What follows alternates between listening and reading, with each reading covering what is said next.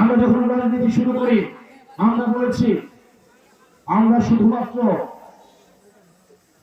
খেলা যে চেঞ্জ করবো শুধু এটা না, আমরা খেলার নিয়মটাই পাল্টাই দেবো ইনশাআল্লাহ।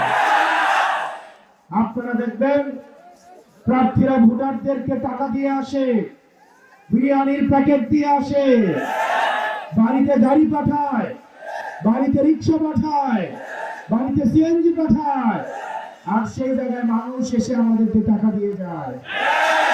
নিজের টাকা খরচ করে প্রোগ্রামে আসে।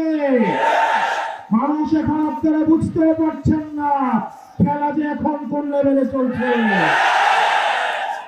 প্রিয় নগরবাসী, সিদ্ধান্ত আপনার। আপনি যে একদিন 500 টাকা 1000 টাকা খেয়ে 5 বছর গোলাম থাকবেন, নাকি একদিন নিজের ভোটাধিকার প্রয়োগ করে 5 বছর মালিক বনে যাবেন? অনেকেই আপনার আশেপাশে দেখবেন অনেকেই টাকা পয়সা নিয়ে প্রস্তুতি নিচ্ছে, কালো টাকার ছড়াছড়ি। গত 1.5 বছরে মানুষের চাঁদাবাজি টেন্ডারবাজির টাকাগুলো এখন নির্বাচনে তারা নিয়ে আসছে। আমরা বিশ্বাস রাখতে চাই এই নবীনগরবাসী 12 তারিখ ব্যালট বিপ্লবের মধ্য দিয়ে চাঁদাবাজদের প্রত্যাখ্যান করবে। প্রিয় প্রশাসনের ভাইরা, আপনারা এখানে যারা আছেন প্রশাসনের অনেকেরা এই তরুণ প্রজন্মের, আপনাদের কাছে আমাদের আস্থা অনেক।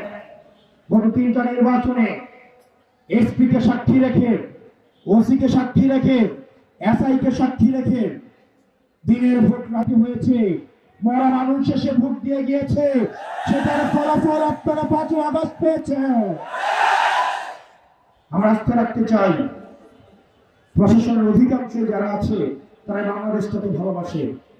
অনেকে নীরবে নিভৃতে এসে অনেক পুলিশ সদস্যরা আমাদেরকে আসে বলে, ভাই আমরা কি করব, আমরা এই দেশটাকে ভালোবাসি, আমরা চাই একটা গ্রহণযোগ্য এবং অংশগ্রহণমূলক নির্বাচনের মাধ্যমে এই দেশপ্রেমিকরাই ক্ষমতায় আসুক। কিন্তু কিছু কতিপয় লোভী বেনজির হারুন আবার উদয় হয়েছে, বিপ্লবরা আবার উদয় হয়েছে। প্রিয় পুলিশ ভাইয়েরা, আপনারা বেনজির থেকে শিক্ষা নেন, হারুন থেকে শিক্ষা নেন, আপনারা বিপ্লব থেকে শিক্ষা নেন। আমরা বিশ্বাস করতে চাই আগামী যে নির্বাচন হবে সেই নির্বাচনে কোনো এসপির জন্য টাকা রাখতে হবে না, কোন ওসির জন্য টাকা রাখতে হবে না, কোন এসআই এর জন্য টাকা রাখতে হবে না। কোন পুলিশ সদস্যরা যদি একটা হারাম টাকা আপনারা স্পর্শ করে দেখেন, আপনার সন্তান রয়েছে, পরিবার রয়েছে, আল্লাহর আরশ কেঁপে উঠবে। এই নির্বাচন 1400 শহীদের রক্তের নির্বাচন, এই নির্বাচন ইলিয়াস আলীর গুম হওয়ার নির্বাচন, এই নির্বাচন 30,000 আহত হওয়ার নির্বাচন। এই নির্বাচনের জন্য আমাদের রক্ত দিতে হয়েছে, আমাদের ঘাম দিতে হয়েছে, শ্রম দিতে হয়েছে। অনেক স্ত্রী তার স্বামী হারিয়েছে, অনেক মা তার সন্তান হারিয়েছে, অনেক সন্তান তার বাবা হারিয়েছে। প্রিয় প্রশাসনের ভাইয়েরা, আপনারা যদি বাংলাদেশের মানুষের বিরুদ্ধে যান, আবার 5 আগস্ট নেমে আসবে।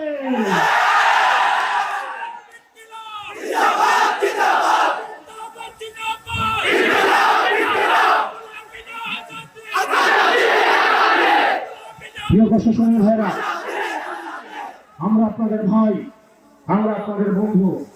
এই দেশটা ঠিক করতে হইলে প্রশাসনের ভূমিকা গুরুত্বপূর্ণ। যখন কেউ অন্যায় আবদার করবে, আপনার সন্তানদের চেহারাটা মনে রাখবেন, কারণ আজকে যে বাংলাদেশ আপনি রেখে যাবেন সেই বাংলাদেশটা আপনার সন্তানের জন্য রেখে যাবেন। আজকে যদি ভোট চোরদের কাছে দেশটা রেখে যান, ভোট চোরদেরকে দেশটা তুলে দেন, এই ভোট চোররা আপনার সন্তানদেরকে রাস্তার মধ্যে গুলি করার জন্য আপনাকে নির্দেশ দিবে। সিদ্ধান্ত আপনাদের। প্রিয় সিডিসিরা, এসপিএসআইরা, সিদ্ধান্ত আপনাদের। আপনারা কি ক্ষমতা ভোট চোরদের হাতে তুলে দিবেন নাকি জনতার হাতে তুলে দিবেন? প্রিয় মিডিয়ার ভাইরা, আমরা জানি আপনারা নিরুপায়, তৃণমূলের সাংবাদিকরা এসে আমাদেরকে জানায়, ভাই আমরা খবরটা পাঠাই, এই খবরটা কেটে দেওয়া হয়। অন্যদিকে দেখলাম সারা মিডিয়া সব জায়গায় একটা দলের শুধুমাত্র বন্ধনা, প্রশংসা, সব বন্ধনা শুধুমাত্র বিএনপির জন্য। কি নির্লজ্জ মিডিয়া! মিডিয়া খবরের মাঝে মাঝে বিএনপির প্রচারণা চালায়। এই নির্লজ্জ মিডিয়া যারা গত 17টা বছর তারিখ দিয়ে দেশদ্রোহী হিসেবে স্বীকৃতি দিয়েছে, আজকে তারা নির্লজ্জভাবে তার পতলে হানে ব্যস্ত হয়ে গিয়েছে।